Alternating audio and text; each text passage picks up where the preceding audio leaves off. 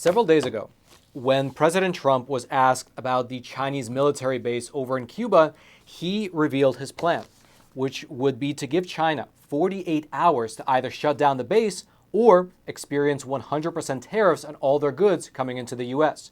Here's specifically what President Trump said during the interview with Reuters. Quote, "I'd give them 48 hours to get out, and if they didn't get out, I would charge them a 100% tariff on everything they sell to the United States, and they'd be gone within 2 days. They will be gone within 1 hour." Now, at this point, you might be thinking to yourself, hold on, there's a Chinese military base over in Cuba, just 90 miles off the coast of Florida? And the answer is that yes, there is a base. However, at the moment, it is only a spy base used to eavesdrop on American military communications. However, there's an active effort being made by the Chinese Communist Party to convert this spy base into a military base that would house actual Chinese soldiers. And furthermore, this is not just a small isolated incident. Instead, this Chinese-Cuban military alliance is actually part of a Chinese Communist Party master plan called Project 141. However, before we dive in, let me back up for a quick moment and set the stage for you properly regarding how we actually got to this point. And of course, I will mention that if you appreciate content like this, well, then I do hope you take a quick moment to smash those like and subscribe buttons, which will quite literally force the YouTube algorithm to share this content and this information out to ever more people. Now, to start with, this whole Chinese-Cuban plot was first exposed in a bombshell report published by the Wall Street Journal. The report was titled, "Cuba to host secret Chinese spy base focusing on U.S.," with the subhead being Beijing agrees to pay Havana several $1 billion for eavesdropping facility. And in this report, it laid out how the Chinese are negotiating with Cuban communist officials to set up a large spying facility reminiscent of the Cold War. Here's what the article stated. Quote, "China and Cuba have reached a secret agreement for China to establish an electronic eavesdropping facility on the island in a brash new geopolitical challenge by Beijing to the U.S., according to U.S. officials familiar with highly classified intelligence. An eavesdropping facility in Cuba, roughly 100 miles from Florida, would allow Chinese intelligence services to scoop up electronic communications throughout the southeastern U.S., where many military bases are located, and monitor U.S. ship traffic. Officials familiar with the matter said that China has agreed to pay cash-strapped Cuba several $1 billion to allow it to build the eavesdropping station, and that the two countries have reached an agreement in principle." Now, these are shocking developments. However, when they were first brought to light, the Biden administration denied that this was true. In fact, when they were first asked about it, Mr. Patrick Ryder, who is a spokesperson for the U.S. Pentagon, he said the following, quote, "I can tell you based on the information we have that this is not accurate, that we are not aware of China and Cuba developing a new type of spy station. In terms of that particular report, no, it's not accurate." However, just 2 short days later, the White House completely reversed course, and they not only confirmed the accuracy of those negotiations, but also they said that there has been a spy base in Cuba since at least 2019. In a statement, here's what they wrote, quote, "This is an ongoing issue and not a new development. The Chinese government will keep trying to enhance its presence in Cuba, and we will keep working to disrupt it." This is, if nothing else, an amazing 180-degree turn. Think about it. On Thursday, the federal government denied that any of this was true. But then, just 2 short days later on Saturday, they released a statement saying that not only is it true, but that actually this has been going on since at least 2019. And then they pinned the blame on President Trump. Quote, "The new White House statement said the U.S. has taken diplomatic and other steps to quote-unquote slow down the Chinese government in Cuba and around the world, having deemed that the Trump administration had made insufficient progress in stemming the initiative." Now, regardless of who's actually at fault, in practical terms, this revelation means that China and Cuba have jointly been operating 4 different eavesdropping stations across the island, listening in and intercepting American communications since at least 2019. And because of its proximity to Tampa Bay, well, those communications could very well have included important military communications. Here's the Wall Street Journal. Quote, "Using Cuba, roughly 100 miles off the Florida coast, as a base could provide eavesdropping access to U.S. military, commercial, and other communications in the southeast region, where there are dozens of U.S. military bases, as well as the monitoring of military and commercial traffic. The U.S. military's headquarters for U.S. Central Command, which oversees the Middle East and parts of Central and South Asia, and U.S. Special Operations Command are both in Tampa, Florida. U.S. Southern Command is based in Miami." Furthermore, besides these spy bases, it appears that the Chinese Communist Party is looking to expand these operations into full military bases, wherein they could house Chinese troops, again, just 100 miles off the coast of the U.S. And this is not an isolated incident, because what they're doing over in Cuba is actually part of a Chinese communist initiative called Project 141. This is a plan that the Chinese military is working to enact, which involves this, quote, building at least 5 overseas military bases and 100 logistics support bases by 2030. Essentially, the Chinese military is looking to set up shop all across the world. And besides Cuba, other Project 141 sites include a Chinese naval outpost over in Cambodia, a Chinese military facility over in the United Arab Emirates, which the U.S. State Department was actually able to put a pause on through backroom negotiations.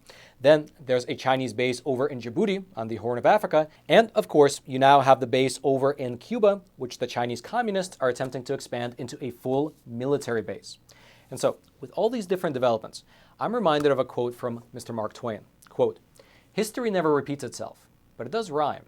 And along that line, there appear to be many similarities, many rhymes between what's happening now to what was happening in the late 1950s and 1960s. For instance, we have an extremely politically divided nation. The threat of nuclear war is once again on the table. We have a Kennedy running for president, and now we have one of our biggest geopolitical adversaries setting up shop over in Cuba. I guess the only thing we're missing is the modern-day equivalent of the Bay of Pigs invasion, although I'm sure the CIA is cooking something up right now. And in fact, along that line, this congressional letter right here was sent to the director of the CIA demanding answers on what the U.S. currently knows about this Chinese-Cuban military base, as well as what the U.S. federal government is doing about it.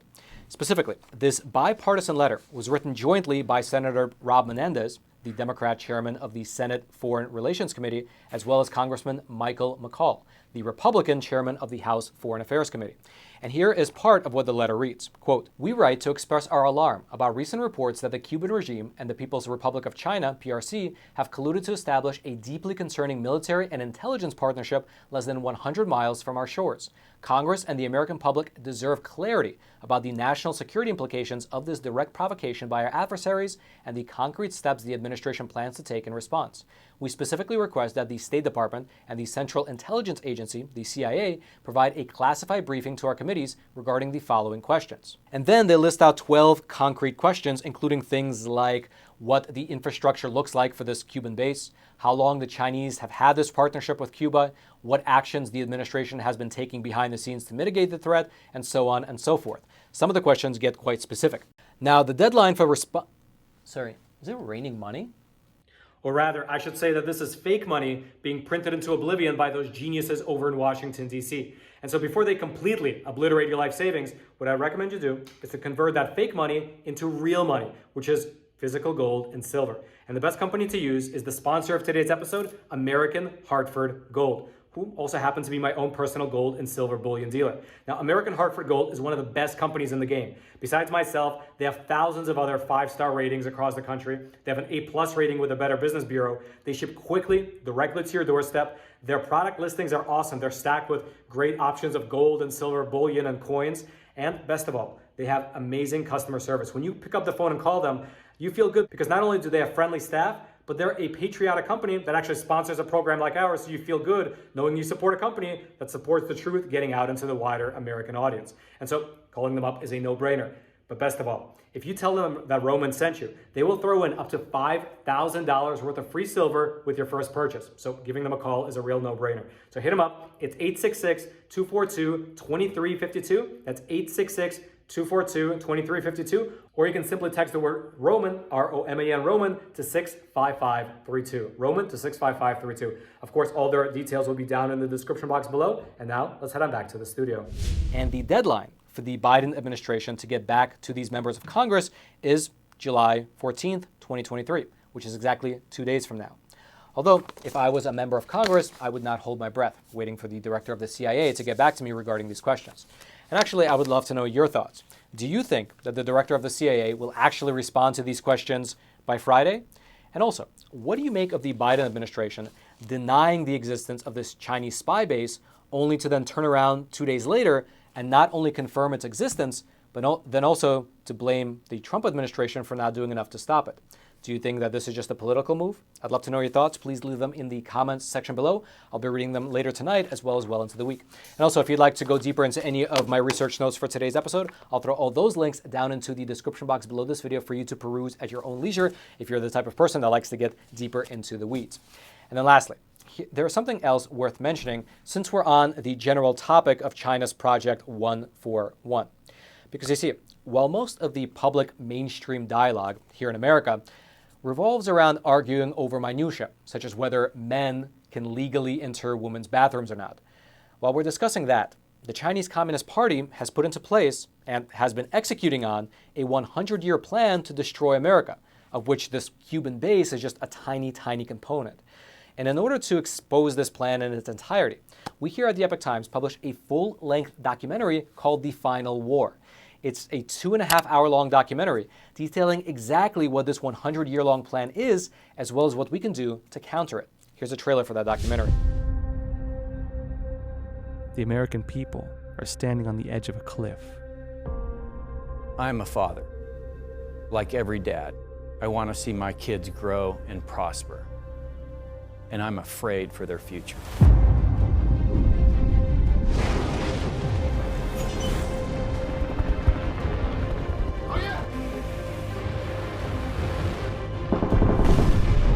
This is the most ambitious regime in history.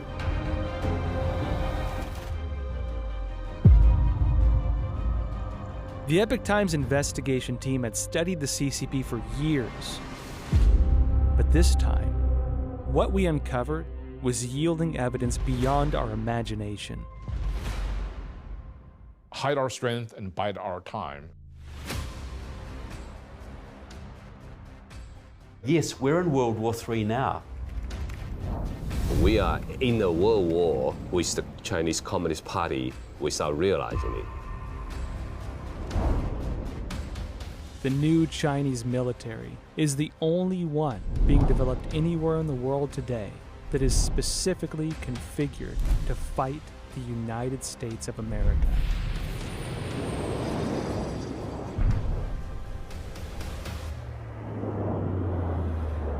China's strategic goal is to make sure that the U.S. has 4 enemies, and one of them must be a terrorist group.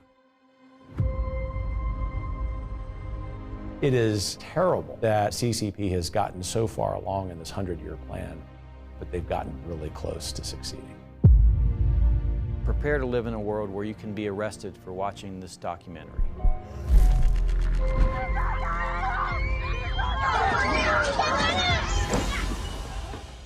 Destroying the free world and your life, your happiness, and your children's future. And a new generation of Americans will be trained to obey the CCP. We must live, you must die. This is straight out of the communist playbook. We are giving of our life's blood so that the Chinese Communist Party can survive and thrive.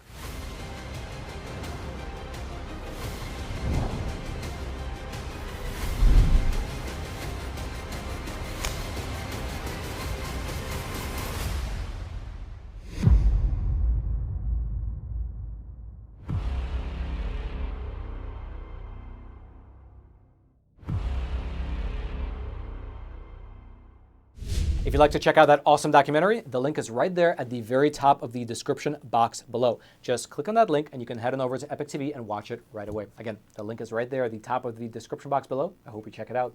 And then until next time, I'm your host, Roman from the Epoch Times. Stay informed. Most importantly, stay free.